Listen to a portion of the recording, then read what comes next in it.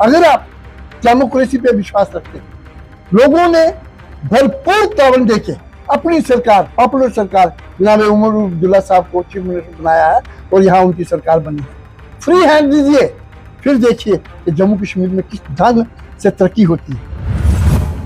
इस तरह से देखते हैं क्या क्या तालमेल नहीं बैठ पा रहा एलजी और उमर अब्दुल्ला साहब के बीच में। और तीसरी बात जो मैं कटरा के मुतल्लिक आपसे करना चाहूँगा वो ये रहेगी कि जो एंट्री टैक्स है वो हमारे ड्राइवर भाइयों के लिए जो येलो प्लेट के साथ चलते हैं, चाहे वो हैवी व्हीकल्स हैं या फिर लाइट व्हीकल्स हैं, वो 45 रुपये से सीधे 90 या फिर 120 रुपये कर दिए गए हैं। लेकिन अपनी बात को मनाने के लिए हर आदमी कोशिश करता है कि मेरी बात मानी जाए, तो समझता हूँ उसी सिलसिले में थोड़ी बहुत बात हो जाती है।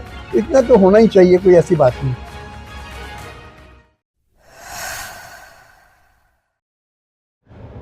कटरा में इस समय हम मौजूद हैं और आज कटरा में नेशनल कॉन्फ्रेंस ने एक पब्लिक मीटिंग की जिसको प्रेसाइड किया प्रोविंशियल प्रेसिडेंट नेशनल कॉन्फ्रेंस रतन लाल गुप्ता जी ने, और भी रियासी डिस्ट्रिक्ट के बड़े लीडर्स इस मीटिंग में मौजूद थे और कार्यकर्ता। समस्या रियासी डिस्ट्रिक्ट को लेकर और चुनावों को लेकर रखी गई रतन लाल गुप्ता जी के सामने। हमारे साथ प्रोविंशियल प्रेसिडेंट जुड़ चुके हैं, इनसे बात करते हैं। रतन जी, सबसे पहले स्वागत करता हूं NH1 न्यूज में। Thank you. किस तरह की आज मीटिंग रखी गई थी, किस तरह के विषय पे आज डिस्कशन हुई? देखिए, जम्मू कश्मीर के अंदर असेंबली के चुनाव बड़े खुश सरूबी के साथ संपन्न हुए। लोगों ने भरपूर नेशनल कॉन्फ्रेंस का साथ दिया और जम्मू कश्मीर के अंदर जनाब ऑनरेबल उमर अब्दुल्ला साहब की सरपरस्ती में यहाँ सरकार बनी नेशनल कॉन्फ्रेंस की। और असेंबली का सेशन, बजट सेशन हुआ तो आपने देखा कि जो बजट पेश किया गया वो मैं समझता हूँ कि बेहतरीन बजट जो है वो पेश किया गया। और इस बजट में जनाब उमर अब्दुल्ला साहब ने जो गरीब तबका है, इस बजट का रुख जो है उनकी तरफ मोड़ा है। जो दूर दराज का इलाका जात है, पछड़े हुए इलाका जात है, गरीब जो है, मजलूम जो है, और खासकर मैं समझता हूँ कि हमारा यूथ जो है, अनएम्प्लॉयड यूथ जो है, उसकी तरफ बहनों का खास ख्याल रखा गया। जैसे उसमें फ्री ट्रेवलिंग रखा है, कोई किराया वगैरह नहीं लगेगा, या वो गरीब परिवार जिनकी बच्चियों की शादी होती है और असिस्टेंस के लिए 50,000 से 75,000 रुपया हमने किया हुआ है, उमर अब्दुल्ला साहब ने इसी बजट में लाया है। इसी प्रकार ब्लड रिलेशन में अगर कोई रजिस्ट्रेशन होती है इमूवेबल प्रॉपर्टी की आपस में, तो उसमें जो फीस लगती थी, जो फीस थी उसको माफ किया गया है। जो स्टैंप ड्यूटी जिसको बोलते हैं आप, वो माफ किया गया है। इसी प्रकार कई ऐसे दूसरे बिजली 200 यूनिट बिजली AAY जो परिवार हैं उनको बिल्कुल मुफ्त दी जा रही है।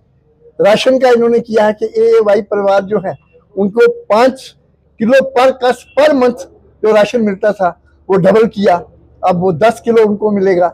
इसी प्रकार कई ऐसी रियायतें दी है जिससे हमारे जम्मू कश्मीर के लोगों, खासकर मैं समझता हूँ कि वो पछड़ी हुई जाती हैं, दूर दराज के लोग और जो दलित परिवार हैं, जो हमारी गरीब परिवार हैं, उनको बहुत फायदा पहुँचेगा और इसी प्रकार जम्मू कश्मीर की ही एक तरक्की होगी। लेकिन इसमें सबसे बड़ी जो मैं समझता हूँ अड़चन आ रही है तो वो है अभी तक स्टेट हुड का दर्जा जो हमारा इन्होंने लिया था वो वापस नहीं दिया। इन प्राइम मिनिस्टर साहब ने कई बार ये कहा कि हम फौरी तौर पे जम्मू कश्मीर को स्टेट का दर्जा दे देंगे। इसी प्रकार होम मिनिस्टर साहब जो यहाँ आज तशरीफ लाए हैं, बिल्कुल उन्होंने कई बार वायदा किया, on the floor of the house, बाहर भी कई दफा कहा कि हम जम्मू कश्मीर को ये दर्जा दे देंगे, स्टेट हुड वापस करेंगे, रेस्टोर करेंगे।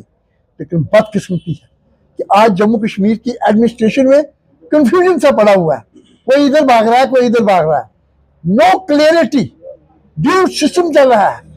ये मैं समझता हूँ कि ना मुल्क के लिए अच्छा है, ना जम्मू कश्मीर के लोगों के लिए अच्छा है।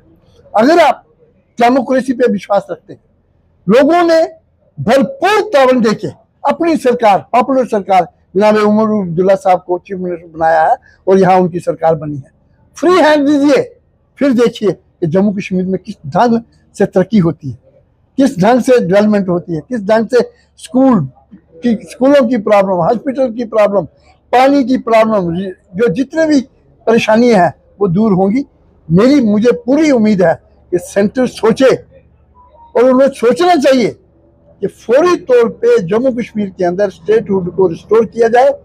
वायदा है उनका कि इलेक्शन के फौरी बाद दिया जाएगा। आज 5 महीने हो गए।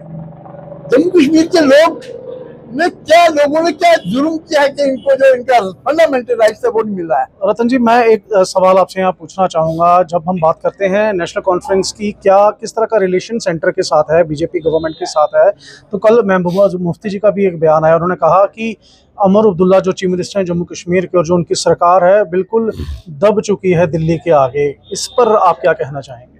देखिए, जहाँ तक ताल्लुक है सेंटर और स्टेट के रिलेशन का, जम्मू कश्मीर के सरकार के रिलेशन का, नेशनल कॉन्फ्रेंस की लीडरशिप और जनाब ऑनरेबल चीफ मिनिस्टर साहब ने फराख दिली से ये कहा कि मैं सेंटर के साथ मिल के काम करना चाहते हैं। हम जम्मू कश्मीर के लोगों की तरक्की चाहते हैं, जम्मू कश्मीर में हम शांति चाहते हैं, जम्मू कश्मीर के लोगों की प्रॉस्पेरिटी चाहते हैं, बच्चों का भला चाहते हैं, अनएम्प्लॉयमेंट दूर करना चाहते हैं, पानी की प्रॉब्लम दूर करना चाहते हैं। ये तमाम चीज़ें हम जम्मू कश्मीर लोगों की सेवा करना चाहते हैं। इसलिए हम नेशनल कॉन्फ्रेंस की सरकार जो बनी है वो सेंटर के साथ पूरा तावन करेगी, और तावन से ही ये जम्मू कश्मीर रियासत आगे बढ़ सकती है, क्योंकि सेंटर का हुकूमत उनके पास है।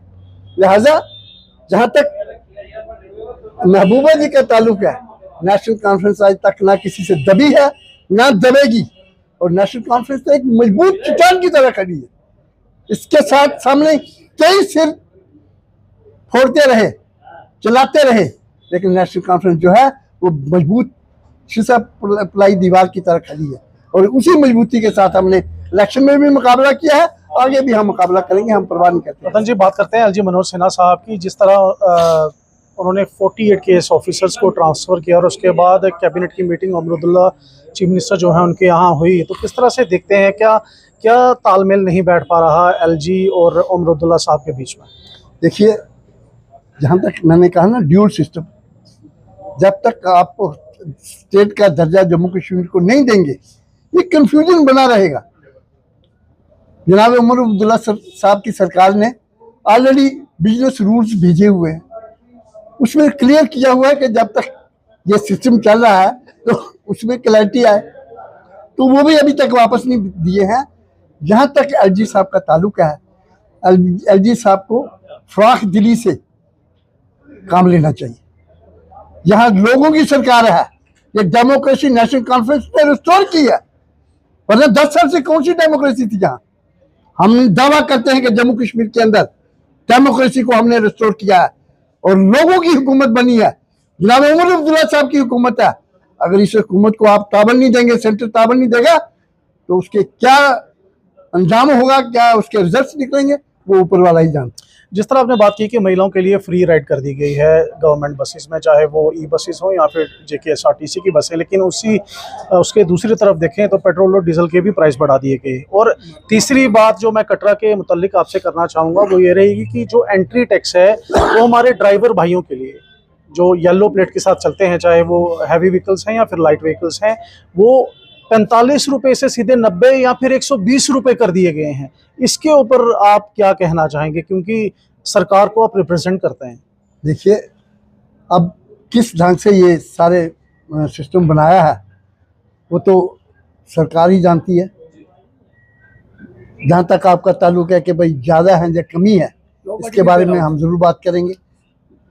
हमारे सतीश शर्मा जी हैं जो ट्रांसपोर्ट मिनिस्टर हैं, बड़े फ्राक दिल हैं। कभी मुझे नहीं लगता कि वो तो बड़े खुले दिल के साथी हैं। अगर किसी को कोई पिंच हो रहा है, कोई तकलीफ है, तो उनके साथ मिले। अगर वो हमारे जरिए मिलना चाहते हो, मेरे साथ चले, मैं उनको मिलाऊंगा और खुले दिल से उनसे डिस्कस करें अगर कोई उनको प्रॉब्लम है। कल अमित शाह जी आए हैं और आज भी वही मौजूद है, और आज हमने विधानसभा में देखा कि NC और भाजपा के जो MLA हैं वो आपस में भीड़ पड़े। क्या कारण रहे हैं, क्यों अब ऐसा हो रहा है कि विधानसभा में आप लोगों की हाथापाई आपस में शुरू हो गई? नहीं, बात यह है कि भाई उनका अपना मौक़िफ़ है, बीजेपी की अपनी आइडियालॉजी है, उन्होंने उसके मुताबिक चलना है। नेशनल कॉन्फ्रेंस की अपनी आइडियालॉजी है, हमारी आइडियोलॉजी जो है वो लोगों के साथ जुड़ी हुई है। जो लोगों की बात होगी अब वो हम करेंगे और वही हम विधानसभा में लेके जाएंगे। अब उनकी आइडियोलॉजी से वो टक्कर खाती है या नहीं खाती है, आपस में बातचीत होती है, कोई बात नहीं। ये विधानसभा इसीलिए बनी होती है, हम भी अपनी बात रखते हैं, वो भी अपनी बात रखते हैं। लेकिन आपस में भिड़ जाना, हाथापाई कर जाना, इसको आप किस तरह से सही मानते हैं? हाथापाई की बात तो मैं नहीं समझता कि कोई ऐसी बात हुई है, लेकिन अपनी बात को मनाने के लिए हर आदमी कोशिश करता है कि मेरी बात मानी जाए। मैं समझता हूँ उसी सिलसिले में थोड़ी बहुत बात हो जाती है, तो इतना तो होना ही चाहिए, कोई ऐसी बात नहीं। बहुत बहुत शुक्रिया रतन थैंक जी, यू वेरी बहुत मच। बहुत शुक्रिया। तो ये थे हमारे साथ नेशनल कॉन्फ्रेंस के प्रोविंशियल प्रेसिडेंट रतनलाल गुप्ता जी। आज कटरा में एनसी की मीटिंग के लिए आए हुए थे और जो बातचीत हमने उनसे की आपने वो सुनी। अपने कमेंट्स और कमेंट बॉक्स में जाहिर कीजिएगा कि आप उनके बयानों के बारे में क्या सोचते हैं।